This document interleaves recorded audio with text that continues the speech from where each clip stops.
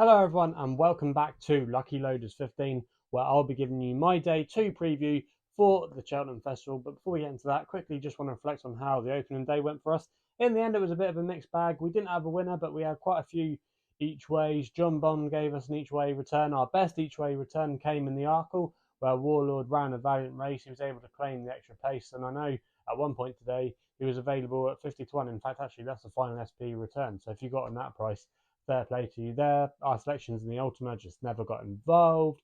In the Champion Hurdle, Tommy's Oscar, it was just a step too far for him. And Honeysuckle, you have to say, was very impressive. Thought Epitont ran really well as well. So yeah, that's how our selection fared there.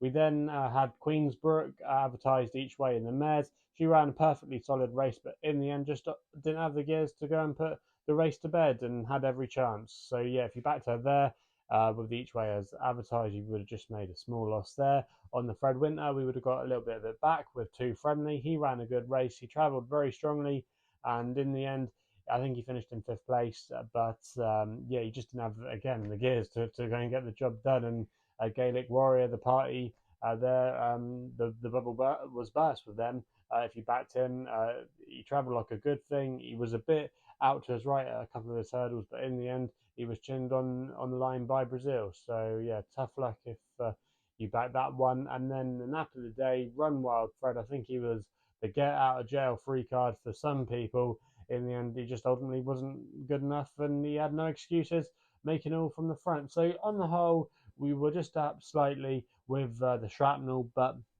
yeah, it could have been slightly better. But hopefully, we can improve on our form today and have some winners for you tomorrow.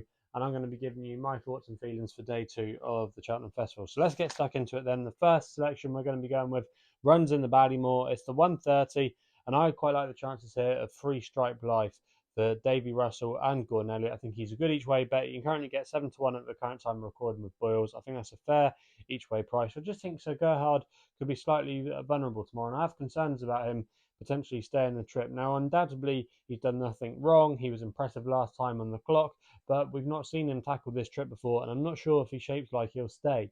So that's why I want to take him on. And Three Stripe Life was in behind that day, but he's not bred to be a two miler. He's actually bred for 2.5 miles, 3 miles. He's bred to get further than this, and I just think he'll relish the step up and trip. He's got more of a profile that appeals for this race. He's a 6-year-old, 7-year-olds don't necessarily have the greatest records in this race. I just think there's a little bit more to come with Free Stripe Life, and I think just the step up and trip could unlock further improvement.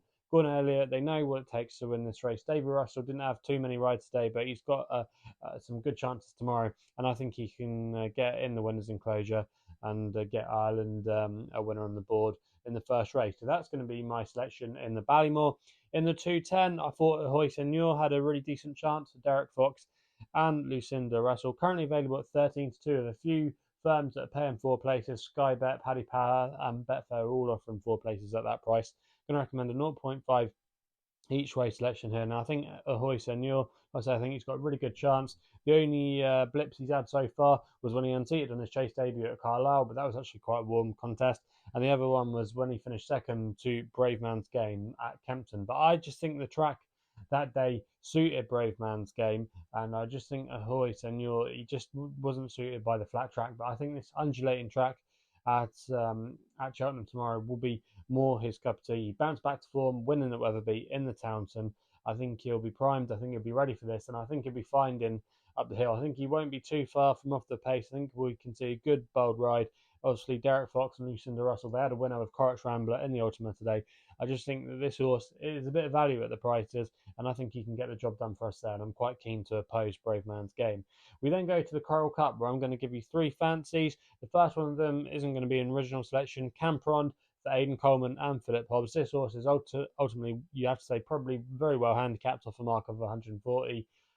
Last time we saw him, he finished 4th in the Great Wood, which is a handicap that's worked out really well.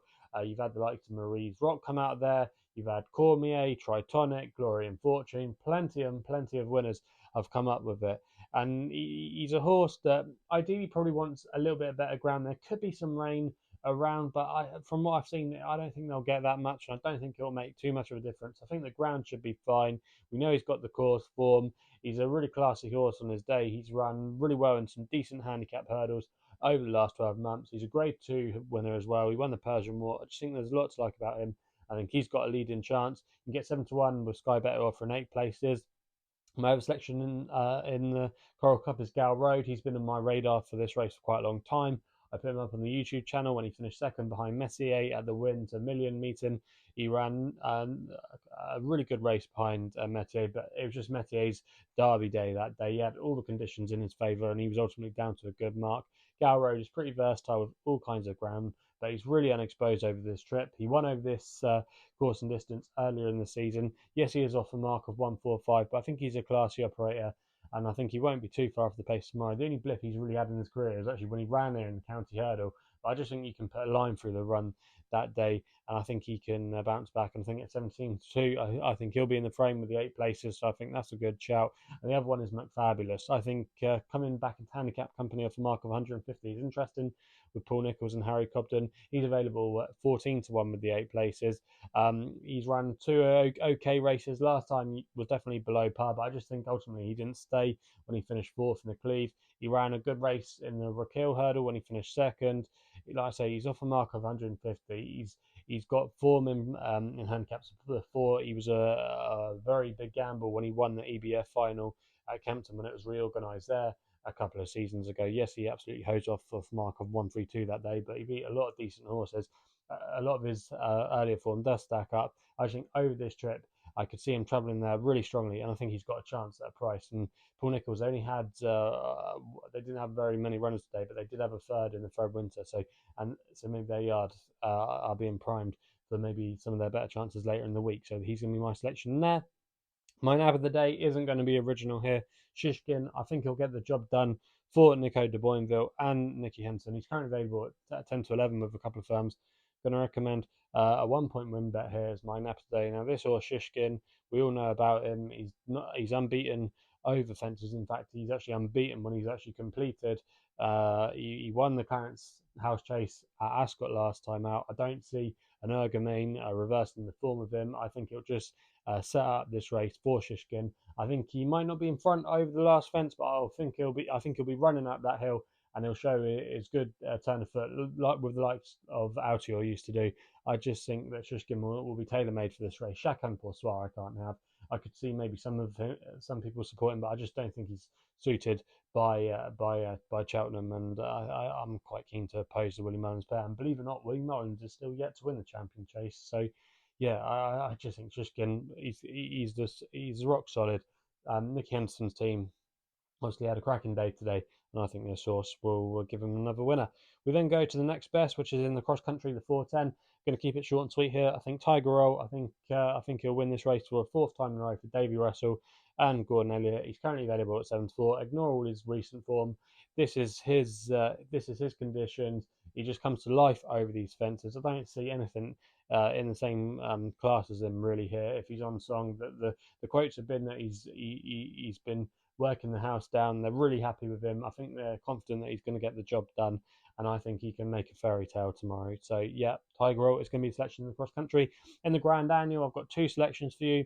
Both Paul Nicholls runners actually. Thyme White with Bryony Frost and Paul Nicholls, currently available at 12-1 with Betfair and Paddy Power. I'm going to recommend a 0.5 each way selection here. It's obvious that I think that this horse has been kept fresh for this race. We've not seen him since he won at Doncaster when Bryony was aboard. He won very, very impressively that day. And also as well, if you go back through some of his earlier form, he's actually better off with Amarillo Sky by, I think it's £7 or £8. They met earlier on in the season at Wincanton, and Amarillo Sky is slightly more fancy than he is. But I just think Thyme White's got really solid credentials. He wouldn't want the rain to arrive too much, but like I said, I don't think they'll get that much rain tomorrow. I think he's got solid credentials. Nicholls has got a good record in this race in the past. And the other horse I like was his other runner, El Ridoto. He's a horse I've got a lot of time for. I put him up on the YouTube channel earlier in the season when he won at Newbury. That race has worked out really well. Numitor, Ferrero Bamboo. You've also as well had Grey Diamond, a couple of other horses came out, franked that form. He absolutely hosed up that day. He's off a mark of 1:43, but he still ran a good race last time in the Winter Million behind Warlord and Favois. He wasn't beaten there. I just don't think he liked the ground. I think this better ground will suit him. He's got a lot of good form that stacks up next to his name. I could see him travelling really strongly into the race. He's currently available at 20-1 with Paddy Power and Betfair, who are offering those 6 places. And I think he's the one to side with there. In the champion bumper, 2 selections here. I like American Mike for Jamie Codd and Gordon Elliott. He's taken the same path as Gerhard won when he won this race last season, winning at Down Royal and at Navan. He comes from the point sphere, but you need a little bit of stamina to win bumpers. I think at 5-2, I don't think he's a bad price there, and I'm quite keen to take on Facile Vega. Obviously, there's lots of others that could make the frame in here, and I just got another one at a bit of a price for you. My other selection, Ocean of Mercy for Sam Twiston-Davis and Paul Hennessy, currently available at 66-1. There was still a bit of that going around with William Hill, who are offering 4 places. I'm going to recommend a 0.5 each way selection here. This horse, Ocean of Mercy, he looks like he's been kept fresh for this. We've not seen him since he finished 3rd in a bump here back in the autumn, but the bump has worked out really well because he bumped into a Fergal O'Brien horse called Botany, who went on to win. He bumped into Top Dog, who reopposes and is nearly half the price, and he's gone on to win since listed bumper at Newbury. You had Orcam Risk in there as well. He's now a grade 2 winning hurdler. It was a strong bumper. It's interesting that Paul Hennessy kept him for this, and I think if the rain doesn't come, I think he'll run a massive race as well. I don't think he wants a ground 2 testing, so yeah, he's going to be my last selection of the day. So they're the selections then for day 2 of the Cheltenham Festival.